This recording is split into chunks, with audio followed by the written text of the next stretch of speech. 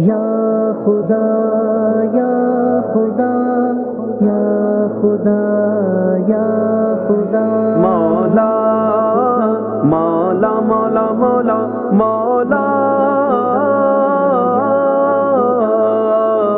مولا میرے مولا میرے مولا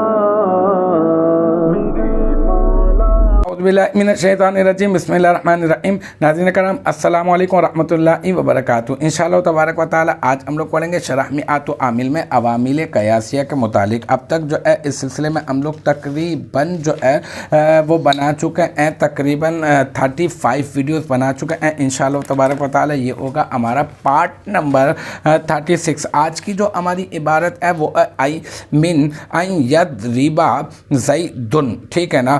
اچھا جناب، یہاں پہ یہ کہہ رہے ہیں یعنی میں زید کو مارے جانے سے تعجب میں مبتلا ہو گیا۔ پچھلی والی جو مثال تھی نا، اسی مثال کی جو ہے نا یہاں پر وہی مثال کی بات کی جا رہی ہے، اسی مثال کی وضاحت جو ہے نا وہ کی جا رہی ہے۔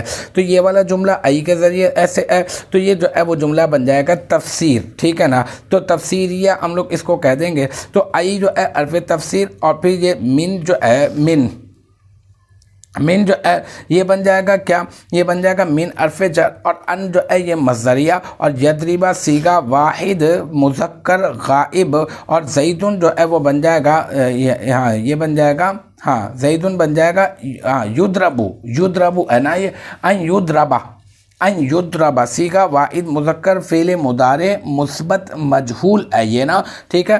اور جو ہے یہ جو زیدن ہے یہ بن جائے گا اس کا نائب الفاعل، پھر یہ جو ہے فعل مجہول اپنے نائب الفاعل سے مل کر جملہ فعلیہ خبریہ ہو کر یہ بن جائے گا من حرف جر کا مجرور، اور پھر جار اپنے مجرور سے مل کر وہی اجبتو فعل مقدر کا ظرف مستقر بن جائے گا یہ۔